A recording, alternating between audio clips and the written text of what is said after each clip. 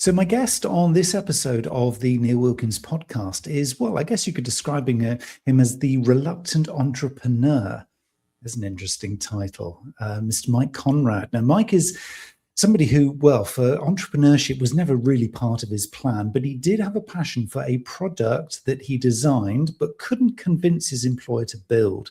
So the only way to bring this forward into the world was to bring it to life himself. So this is going to be a fascinating journey to hear. And I guess something that a lot of us are facing, particularly if we have side hustles or things that we just feel are right, but we can't necessarily get the support from within our businesses. Mike Konrad, welcome to the podcast. Thanks, Neil. Thanks for inviting me. I'm so happy to be here. So the reluctant entrepreneur, this was never part of the plan, was it? No, I didn't have a business bone in my body. As you described during the intro, I had an idea for a product. I pitched it to my employer. I did produce a product for my employer for a short time. And then when it came time to have another product, the next generation of that product come out, he wasn't interested. And I was so frustrated because this, I have felt very strong about this product and had a lot of passion toward it. And I couldn't understand why he wasn't interested. And finally, I threw a little tantrum, went home, told my wife and everyone who would listen how unfair life is. And my wife specifically said, well, I don't understand why you come up with this stuff and you give it away, to your employer for free. And, is it a good idea? And I said, I believe it is. And she said, then why don't you just do it yourself, Mike? And I was already standing at the edge of the cliff, and that was just a little tap on the shoulder to just push me off the edge. And I, in that second, started my business in my head, but it took another 9 or 10 months for me to actually get everything lined up so that I could give my notice and leave the job and leave the security of a 9-to-5 type job and go out into this world of entrepreneurship. But I had a very strong technical acumen, which allowed me to design these products and things like that. I had no business acumen, but I figured, okay, you got to know two things if you want to start a business.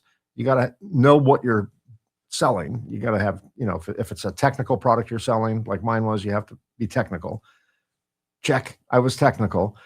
But you also have to have a business acumen. But I figured, well, I already know the hard stuff. The hard stuff is the tech. I can figure out business. That was quite a statement. And so I started the business, and in the electronics manufacturing industry, and it was a journey. I started it 33 years ago, and still own it, and made about every mistake in the book, and realized I didn't know anything about business, and went on this long journey of learning what worked for us and what didn't work for us. I want to go into the journey and kind of that whole kind of, the essence of building and stacking those learnings on. So I guess step by step and maybe repeating failures, multiple times, because, hey, let's face it, we all do that. But I'm curious about that 9 months or so from, literally jumping over the edge of the precipice in terms of kind of the commitment and that determination that I'm going to do this now, that kind of sort of almost self-accountability of, okay, I've made that call, it's going to happen, but I'm going to be, I guess, diligent about the timing of it, because I don't necessarily want to stack a lot of risk into this. I want to kind of do it almost on my terms. Was that the kind of the choice in that 9 months, or was it just purely financial? I would love to say that was my choice, because that sounds like a good, well thought out strategic choice. In my case, it took about 9 or 10 months to develop a proof of concept, develop a prototype, do all the research I needed to do to hit the ground running in terms of production of this idea of mine. And in terms of waiting for the finances to come, I actually started the business before I raised any capital. My wife was working full time. Although I gave up my job Um, we could scrape by, and I mean scrape by, um, barely, with my wife's salary. And we had some savings. We had some credit cards with a few dollars left on them, and we capitalized on all of it. And then eventually, I raised a little bit of money from my father, and that was a tiny little bit of seed money that ended up going to pay the lawyers when my former employer sued me for starting another company, and ultimately lost. But that was a whole journey right there. So the 9 months was really just time to work on the development of this concept to see if it would work. And once I got to the point where I realized, yeah, this is going to work, then I started looking at moral dilemmas and ethical dilemmas. Like, how long do I stay on the payroll working for what will soon be a competitor? And, at what point should I acknowledge where I'm going, the direction I'm going, and bow out? And I found that point. And when I hit that point, that's when I gave my notice and disclosed fully what my intentions were. So that was the justification for that timing. And I guess a lot of people kind of listening to this will be thinking, oh, I've got this side hustle. I've got this this idea of a service or a product or a concept. And of course, with vibe coding and AI, this is becoming ever more accessible to a lot of people. I guess there is this choice point, isn't there? Which is, do I become totally selfish and just do it on my terms? Or as you took the route, Mike, which was very much more about, I need to be honest because I need to almost kind of live with my conscience here. And yet you were still taken legally to odds here. And it was there was still that challenge. Did you feel that was a little bit unfair, really, as you were kind of doing this in almost a really kind of vulnerable yet kind of honest way? It kind of feels a little bit of a mismatch, really. It was, and the purpose of the lawsuit was not to win. The purpose of the lawsuit was to bankrupt me before we ever got to court. And the way I believe both of our country's justice systems work is, I can sue you, Neil, for anything. I can just make something up, completely ridiculous, and everyone is entitled to their day in court. And I could sue you. I could lose. You can spend hundreds of thousands of pounds or hundreds of thousands of dollars fighting that lawsuit, and then you can win. I can lose, but who really won and who really lost? If my goal was to put you out of business by making you spend all this money you don't have, then I won, even though the judge said I lost, right? So, and I verified that because I reached out to my former employer in the middle of all this litigation, and I knew I didn't do anything illegal. I knew I didn't do anything, in my mind anyway, ethically wrong or morally wrong. But I reached out to him and I said, look, I think under the cloak of darkness, we can both agree I didn't do anything wrong. I believe this is really a business strategy that you're implementing. I get that. But the last thing I want to do is see you in court. So can we just work something out? Can we do some kind of workout that's pleasing to you and me, and walk away? And he just started laughing. And he said, son, if you think you're going to make it to court, you're a fool. I'm going to bankrupt you before you get into that courtroom. And he, I think technically he probably did. I was just a little too ignorant to even know we were insolvent. But he came so close to killing our company. But we stuck in there, and we had our day in court, and we won, and we were penniless at that point because we were in the hole because we owed the attorney way more money than we had already spent, and it took a couple years to pay the attorney back. And but in hindsight, his strategy backfired because running a business is hard. There are many obstacles that could cause any person to just say, I'm out. I can't do anymore. This is enough for me. And I hit those walls many, many times. But the lawsuit generated this primeval emotion of revenge. And I'm going to show him I could do it. And all these, what would be normally considered negative emotions, were fuel for me. And so now, well after the fact, I'm very grateful that I had that lawsuit, because had I not had that lawsuit, I still would have hit the normal challenges of business. And I don't know if I would have had the motivation to keep going, as painful as that was, as difficult as that was.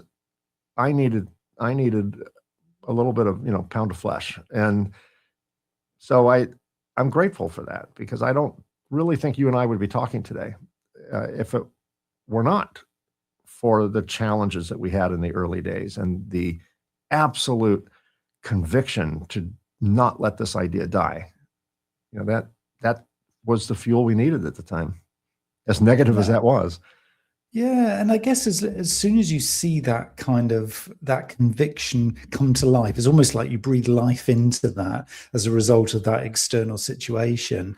And then in you, it's just this fire that is not going to be able to be extinguished, because you kind of know that if you can survive that, well, how much worse could it ever get? So you almost, you know that anytime you're going to get hit, and you are going to get hit again with a whole myriad of things. And I want to hear some of those that have been, your most interesting kind of parts of the journey. But you kind of just intuitively know at that point, come on then, I know I can ride the next thing. I know I can push through that next thing after that.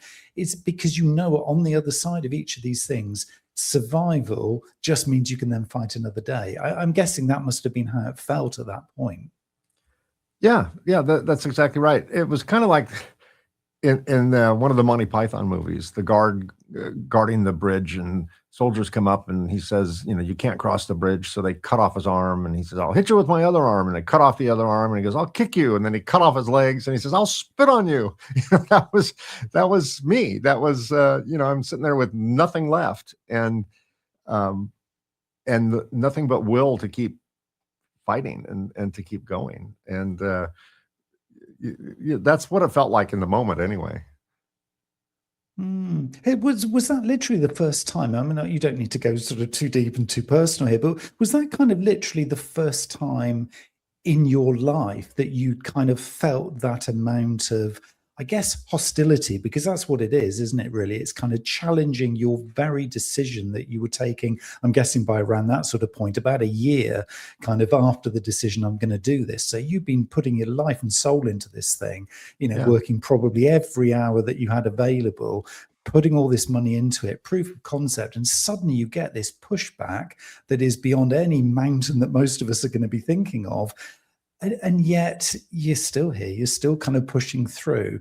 That must have been quite some feeling, really. Yeah, I was wrong on so many levels. And it pushed several buttons, emotional buttons in me. One was that I offered this idea to my employer, and he the story was, I came up with an idea. Another person came up with an alternate idea. My boss went with the alternate idea on a new product idea. And I told him, I think you're wrong. And the one word that started my company was, he looked at me very dismissively and just said, fine. I don't care if you think I'm wrong. Fine. The ultimate F-bomb for me, 4-letter F-bomb. Fine. To me, that was dismissive, and everything I had done for the company before just meant nothing in that moment. So I had that. Personally insulted and, in my mind, denigrated. And then during the lawsuit, I came to the conclusion that he's trying to hurt my family. He's going after my livelihood.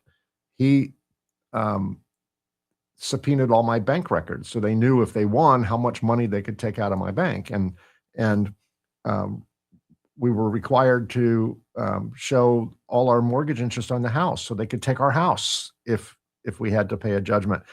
Suddenly, this was not whether or not I could start a company. This was my ability to feed my family.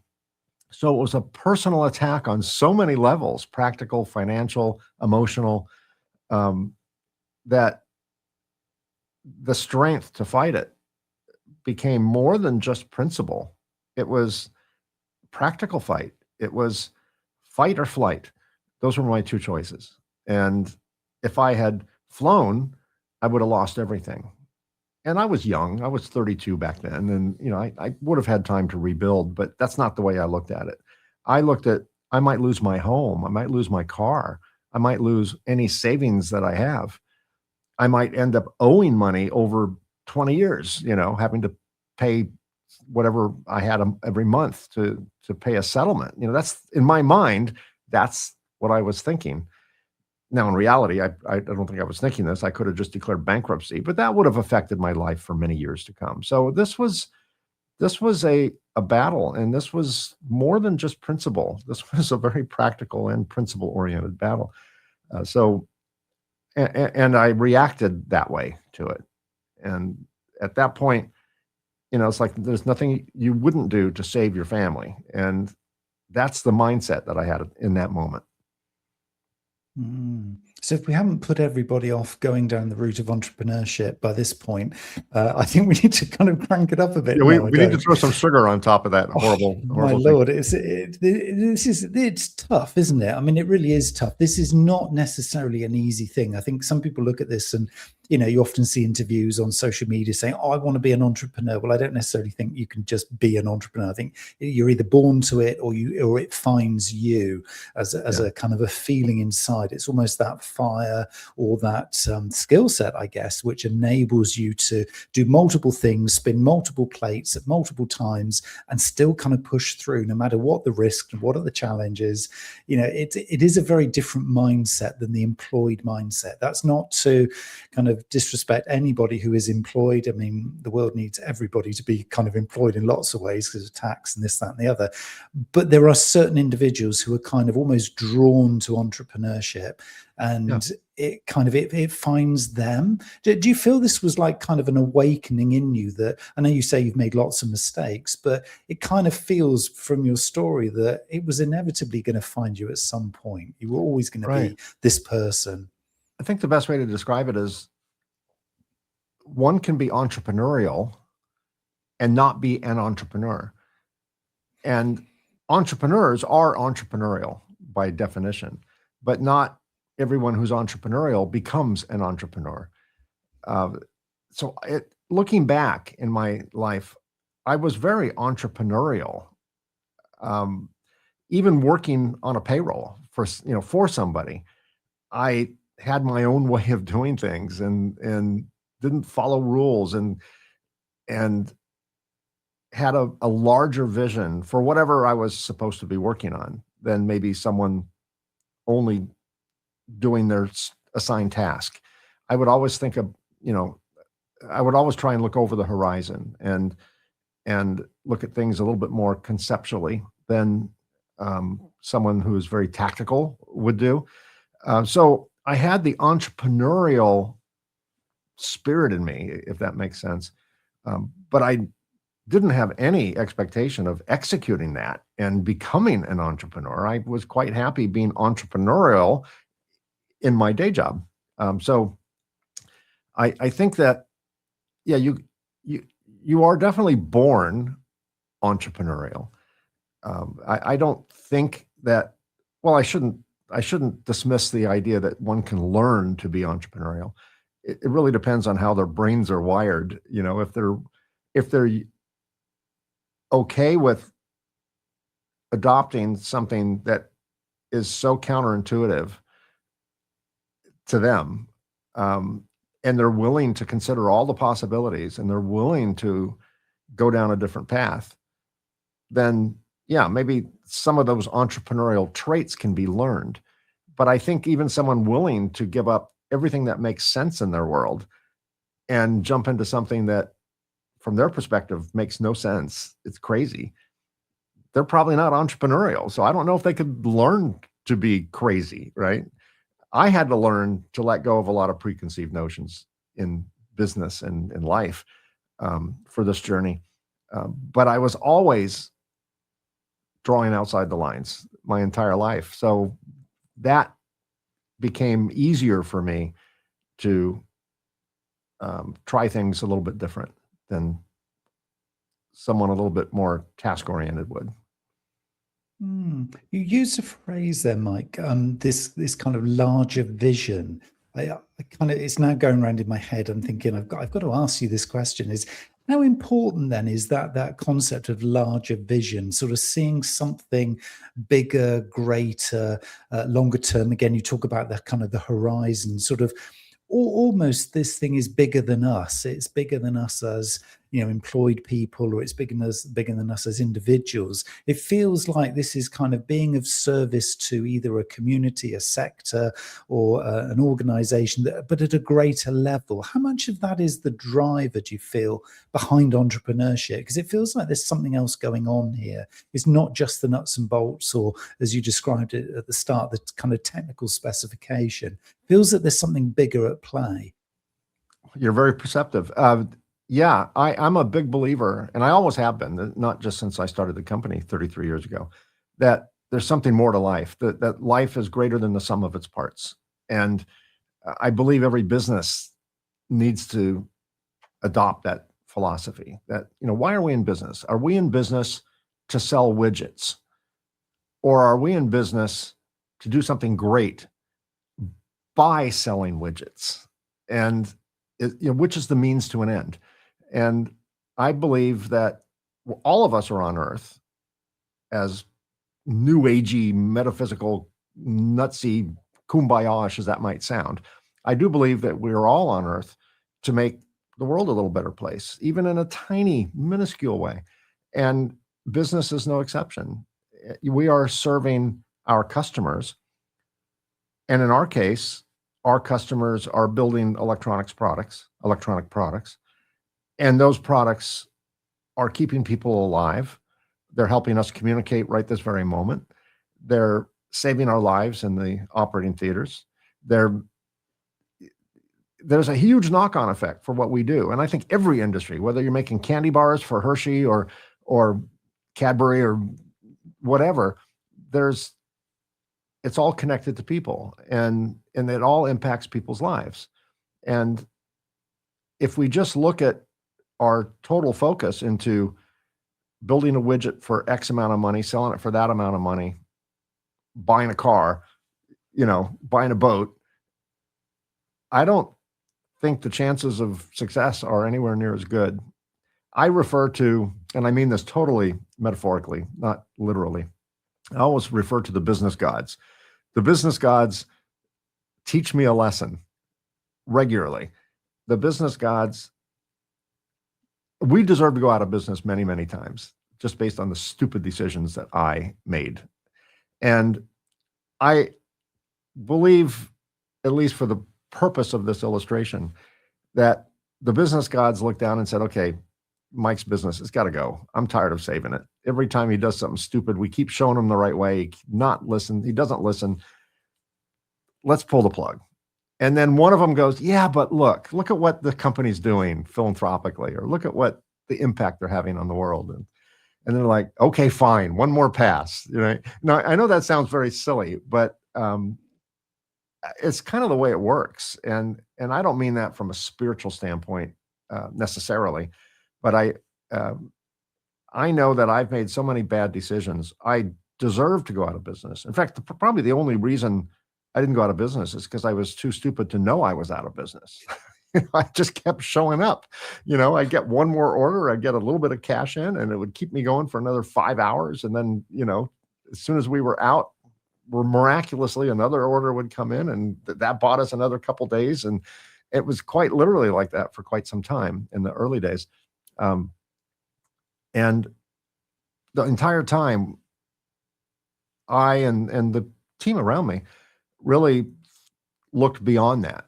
It's like, okay, this is a rough patch on a dirt road, but we're still going the direction we need to go. Even though the road is barely passable, we are going in a direction.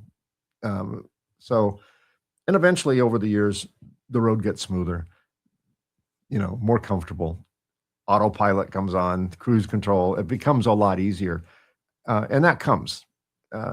And it comes at a slow rate, so you almost don't realize you're there until you realize we haven't had a problem in a year. What's going on?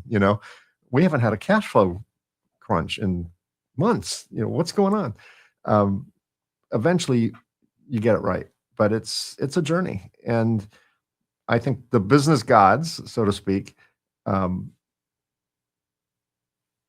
guide you on that journey. And it really is more like a curriculum than it is an individual experience. Every business owner, and I'm sure you've heard many through the work you do in this podcast, will tell horrifying stories. Like you said earlier, why would anyone want to start a business? Yet we continue to do it. Why does any woman ever want to have a second baby after they feel the pain of the first one? Because the joy and the benefits outweigh the pain. And so, yeah, it's terrifying. It's very difficult, but I would do it again tomorrow. And I'm grateful for every mistake I've ever made because I learned from it. And to me, that was curriculum from the business gods. The dean of the business gods, personally took me into the office and lectured me into how to do it right. And I feel like that was a gift. And that helps our company continue to do what we do in our small way, to make the world a better place. I love the way that you're using these metaphors, because it just kind of brings to life the reality here is that if there is this higher meaning, this higher purpose, this kind of, as you say, there's a little bit of spirituality coming in here, because it's not something you can necessarily put your hands on and say, right, there it is, that's what it is. It is this kind of almost intuitive feeling about, this is where we're going to get to, this is the destination, this is kind of our journey, and the reason why we come together on a Monday morning to start the business up, open the doors, etc., each week. And all those other little moments which you're saying about the learning, I want to kind of hear some of those in a moment, but it feels that those then are almost put in their rightful place, because it's so easy to take them personally. It's so easy to get that knockback cash flow, the lifeblood of any business, small, medium or large, unless you're Apple and you've got trillions in the bank. But for the rest of us mere mortals, cash flow is king. And yet this higher purpose, this reason for being in business, that initial dream that you had, in those 9 to 10 months of planning your business, that was so much more important. It was so much bigger. So maybe that is this larger vision that you were describing, is that greater reason. And as you say, the widgets then are just the widgets of how you're doing business. So it puts everything else in its rightful place, so you can kind of manage your way through those moments. Have I got this right? Because that's kind of how it's coming across. Yeah. It's it's where we focus. I'm not sure if I'm quite addressing what you're saying, but one of the things I've learned is the pursuit. I used to think, just to give an example, I used to think that the solution to every one of our problems was to grow. We just need to be bigger. That is not good advice. Terrible advice. Because, the saying, the tide raises all ships, does not apply here. The ship goes up this much, the problems go up this much, exponentially more. At any rate, I used to set my goal on, I need cash. I need more cash. We pay payroll every week, every Thursday. So every week I'm trying to generate cash. I was really good at generating cash. Was it profitable? Absolutely not. But that's not my problem today. I just need cash to cover payroll. I could bring in the cash. If I was looking for growth, I want to increase market share. I could increase market share at the cost of something else. And one of the things that I recalled when I was starting my business is when I was 30, I got my pilot's license. I'm a private pilot.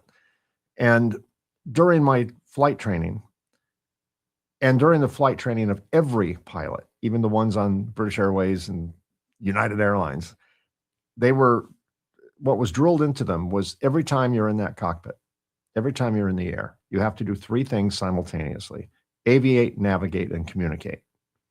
You cannot miss any one of those.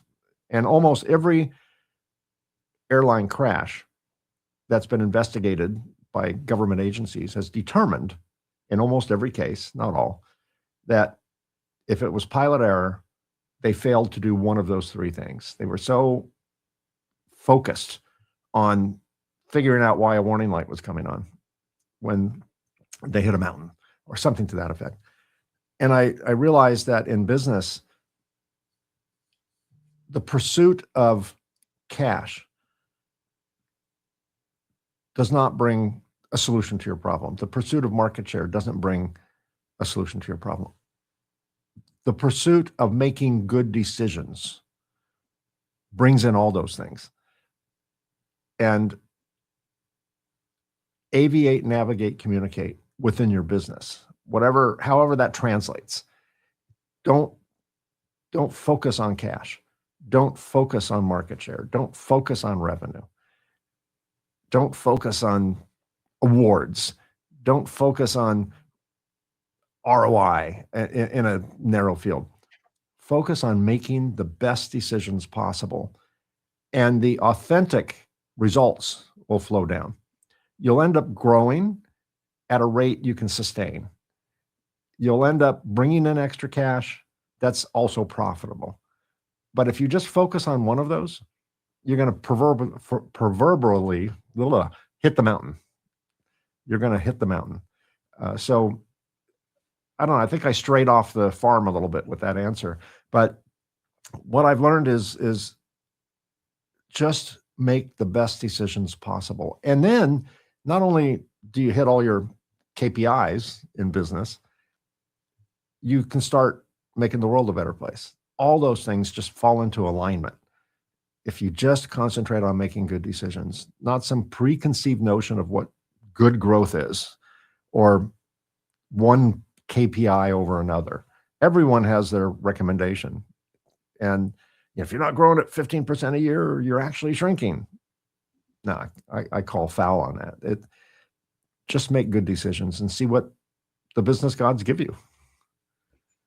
Yeah, there's a nice little moment there, which is kind of almost surrendering to that vulnerability to the business gods. I can't not hear that now as a concept. Yeah. It's just, we all know it. And anybody who has their own business kind of knows this to be true, whether you admit it or not. You know this is true, what Mike's describing here. I mean, those decisions then, the kind of, there feels like there needs to be a balance in the way you're describing it between short-term tactical and longer-term strategic decisions. So if you're making a decision here, and it might be, as you say, to do with the cash or to do with the growth or to do with new products or maybe a new market or whatever your kind of thing that you're considering, is there a sweet spot in the balance between going down the strategic route and going down the tactical route? Because you kind of can't get to the strategic bit unless you do a bit of tactical. Yeah. But if you only do tactical, you might be going in a completely wrong direction strategically. So is there a sweet spot?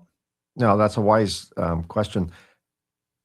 I'm not naive enough to suggest that when someone on day one of their business, that they look to the business gods and just make good decisions and smoke a peace pipe and just, chant some mantra and good things will happen. There are times, particularly in the early days, when you need to make a deal with the devil. You need to generate cash at the expense of profit. You need to do those horrible deals just to stay in business one more day. I liken it. I used to work on cars, and I have a classic car, 1968 Mustang. And if I don't drive it in several weeks, it's difficult to start. And I will open the hood, and to your mechanic, car motorhead listeners or viewers that you have, they'll recognize this. I'll take the air cleaner off, and I'll take my aerosol bottle of starter fluid, which is super high octane, more than jet fuel, spray it down the carburetor, run to my car, and boom, starts right up. And you can't run a car on starter fluid, but you can certainly start it on starter fluid. So those little hacks, the selling things at less profit just to cover payroll, that's starter fluid. And it's necessary. You cannot run a car forever on starter fluid. You can't run it in first gear, highly leveraged first gear. You need to shift at some point. And do what you have to do. But know that there's a time when one is going to have to shift from that highly leveraged first gear to second, to third, to finally overdrive, where the ratio is reversed in terms of how fast the transmission's turning and how fast the engine's turning. And you can't start in that gear. You can't start in overdrive. If you have a manual transmission and try and start in fifth gear, you're going to smell your transmission. You're going to smell your clutch. It's going to burn. But to me, do what you got to do. Prepare as much as you can, and then do what you have to do. But be conscious that if you need to change your mindset, the skills, Neil, that I brought to my business, besides the technical skills, I had good, strong technical skills. The business attributes, I won't even call them skills, that I brought to the business were arrogance, ego, bravado, naivety, and a very poor assessment of risk. That's what I brought to the table. That was my starter fluid. And that was exactly the set of ingredients that I needed to start my business. That's what, and then throw revenge in there at some point. Those are considered terrible personality traits out of context in the abstract. But they were the perfect ingredients to do what I needed to do. They were also the perfect recipe for failure if I didn't shed those quickly. But I couldn't have started the business without it. Others have different traits that may be better. Those are their superpowers. So my superpowers were ignorance, arrogance, naivety, poor assessment of risk, bravado, all that. Ego, huge ego, right? Because I had something to prove. So I think that one at some point does what they need to do, and then knows look over the horizon. No, can't do this for long. So start making better decisions. Start looking over the horizon. Start making more strategic decisions, not tactical decisions, and slowly implement that. That's the journey we took. And I can't say that was like forethought. That's just reality of the journey that I was on. It's not like I had some master strategy. I'm going to start off very ruthless and borrow from Peter to pay Paul and do all these things. And then in exactly 9 months, I'm going to switch gears. It's not the way it happened in my journey. It did happen in my journey, but that was not preordained by me. Maybe the business gods had other plans, but that was not me. But that is the journey that I went on.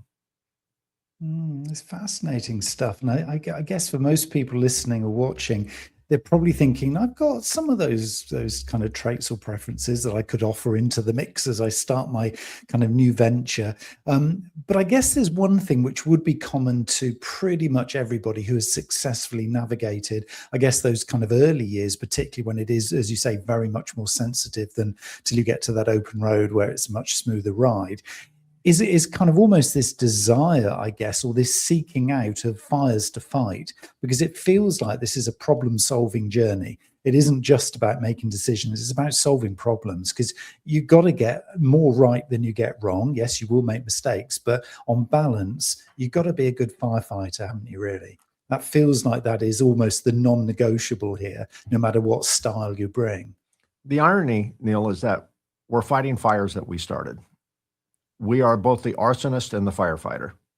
And once I realized I'm spending most of my effort fixing most of my problems, then the amount of firefighting I had to do lessened. One of the main causes for starting all the fires that I had to eventually learn how to put out was how I was making decisions. I was making decisions through specific lenses, and most of my decisions were fear-based or financially based, which at that time was fear-based. And the example I like to give is, let's assume your business is at an intersection, a fork in the road, and your business needs to either make a left turn or a right turn.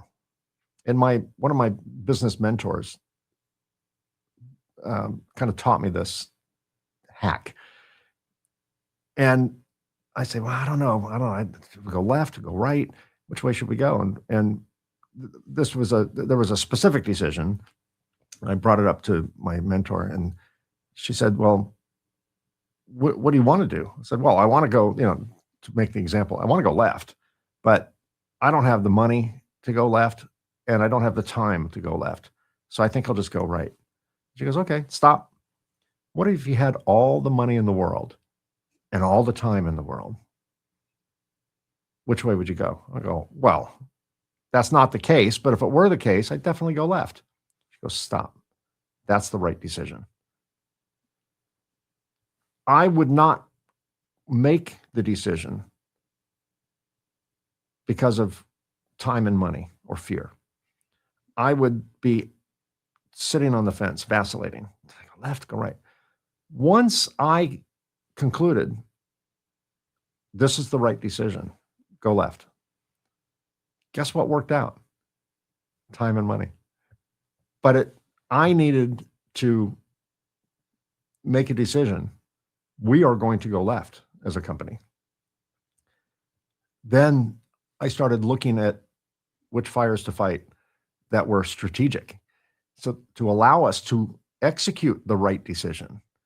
But so many business owners, humans, me in particular, would not make the decision of what is the right decision. So therefore, we never went left or right, or we did something different. We just procrastinated because we couldn't make the decision. And what helped me make better decisions was to take time and fear and money and lenses off the table. And once I started really doing that, the fires that I had to fight were dramatically reduced. I mean, down to nothing today. But it's a journey. And that's kind of part of the trust the process thing. The process works 100% of the time. And this is where, I joke about the business gods. Most of the things that I eventually learned that I adopted were shown to me years before, and I ignored it. Or I was too fearful, or it sounded too crazy, or I didn't understand how it worked. So if I don't understand it, I'm not going to do it. Now I don't need to understand it, because the fact that it always works is enough causation for me to embrace something that feels natively uncomfortable, or counterintuitive, or illogical, or crazy.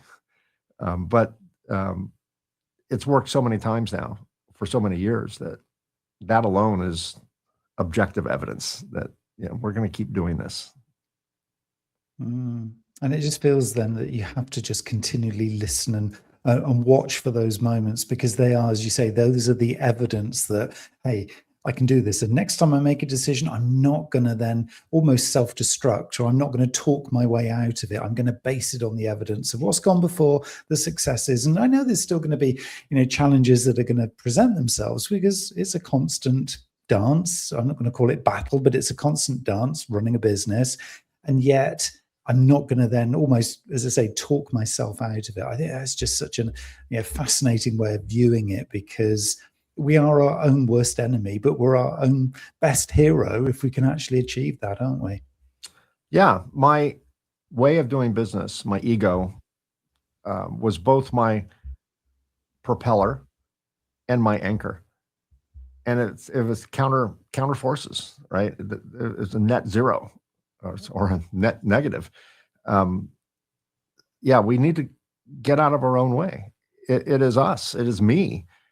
It was me that was creating all the fires that not just I had to put out, my team had to put out, right? It's it's incredibly poisonous to the journey of a company. But also, in retrospect, was part of our curriculum. It was part of our journey. And, today, as embarrassing as some of those stories are, I celebrate it, because that was my way of learning. I feel like I signed up for a PhD course in business that I don't know what the university was. I don't remember signing up. I did not enroll, but clearly I did. And it's been a very educational journey for me. It's true living, isn't it? This is the thing. The way you've just described it is like it's almost intoxicating. It's so exciting and fearful and scary and wonderful, all in equal measure. And I guess for a lot of us, that is why it's such an intriguing prospect, doing your own thing, going your own journey and doing your own kind of route. And obviously, that's how we're defining it, really, isn't it? 100%. To your point earlier, but I think we're scaring the viewers and the listeners, and they should be scared. That doesn't mean it's not one of the best things they'll ever do. Some of the best things in life are incredibly difficult, no pressure, no diamonds, no guts, no glory, no risk, no reward, which are careless things to embrace in business, but it kind of describes the journey that many of us are on. And then there are those prodigies that just, come out of the gate swinging and people are throwing money at them and they don't appear to have any, issues. Probably not that we're aware of, but for the mere mortal like me and you, Neil, and probably the majority of your listeners and viewers, they're gonna go on a journey that will reap rewards well beyond business. It affected the way I make decisions in my personal life, and so many things. It's business is the vehicle that we learn these skills that we did not formally know, but they benefit more than just the business. Absolutely. Here. Mike, you've got a podcast, haven't you, which is all about entrepreneurship. Do you want to just share a little bit for the listeners and viewers and how to connect kind of with that? Because I have a sneaky feeling a lot of people are going to want to carry this conversation onwards. Yeah, thanks for asking. The podcast is called The Reluctant Entrepreneur, and just based after my journey. And it is similar to this. I interview fellow entrepreneurs, and we talk about their journey. And I break every episode into 2 segments. The first segment is, Neil, tell me about your journey, the highs, the lows, the sleepless nights, the victories, the stuff you've learned. And the second part of that, Neil, if you were an accountant, for example, I would ask you best practice accounting questions for entrepreneurs, for businesses. If you were a lawyer, I would ask you, best practices to not get sued, or good legal strategies, or how to protect intellectual property or whatever. So the first half of the show is about their journey. The second half of the show is about their specific expertise and how it could benefit my audience. It's a new podcast. I started it less than a year ago. I think I have 40 plus episodes out now. I know I've recorded about 50, but I think 40 plus are out at the moment. And I enjoy it. And one of the motivations for starting that podcast was I spent many years beating myself up over how could I have been so stupid? How could I have been so arrogant, naive? And then I came to the conclusion, as I've expressed during our conversation, that thank God for those moments. Thank God I was so stupid that I became so desperate to consider things I wouldn't otherwise consider when I thought I was in charge. And I now celebrate those things. And the more I talk to other entrepreneurs, the more I realize like they just went through the same thing. Steve Jobs was fired from Apple. Apple was saved financially by Microsoft, their bitter enemy. So many entrepreneurs have struggled. Richard Branson, he's lost several businesses from, in some cases, mobile phones to trains to some airlines, not others. And he's learned from that. We're all on the same journey. We all have the same but different experiences, same causation, same root mistake, expressed maybe a little bit differently depending on what they do. So I wanted a safe space for other entrepreneurs to realize they're not in it alone. This is a journey. It's like being in a hedge maze where you can't see over the wall, but you're so much closer to the prize than you think you are. And this podcast and your podcast, and others kind of act like a drone looking down on the hedge maze, maybe showing a little bit of the pathway. Like, it's not hopeless. There is gold at the end of the rainbow. And you're closer to that pot of gold than you think you are. And don't beat yourself up. Keep moving forward. Elevate your perspective. And then you can see over the hedge. So that's the kind of the Pollyannish goal of the show is to do that. In the US, and I'm sure the UK is very similar, we have the US Bureau of Labor Statistics, which is like the buzzkill of every party.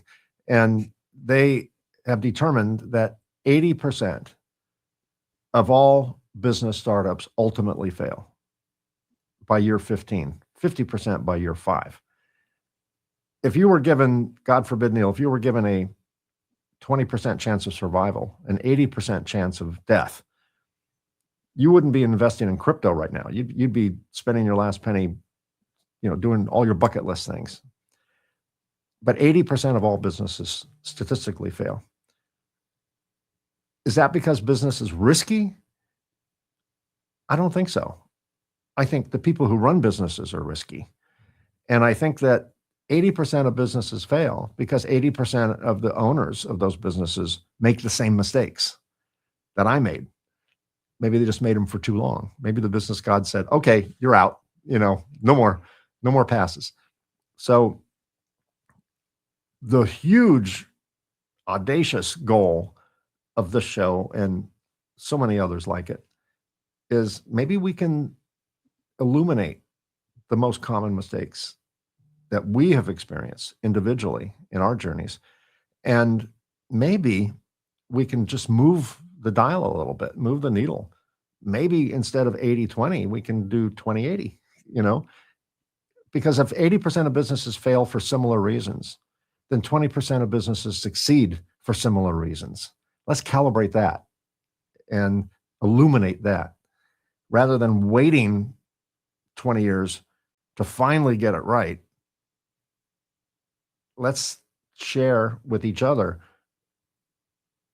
what we've learned and what is successful, and maybe they can take a speed reading course through all that curriculum. Does that make sense? It totally does. And I'm going to really encourage everybody to click the link below in the description to The Reluctant Entrepreneur. And yes, go deeper, learn that playbook, because Mike has got so much more to share with you. Mike, Konrad, thank you so much. This has been an incredible conversation. I've really enjoyed, losing my AirPod there. Really, really enjoyed the conversation sort of with you today. It's been absolutely fascinating. And, I know a lot of people have got a huge amount of value from the wisdom that you've shared with us today. So thank you so much. Well, thank you, Neil. Thanks for all you do. For your listeners and your viewers. And thanks for giving me this platform to share my journey. And I wish you nothing but continued success as well. Thank you.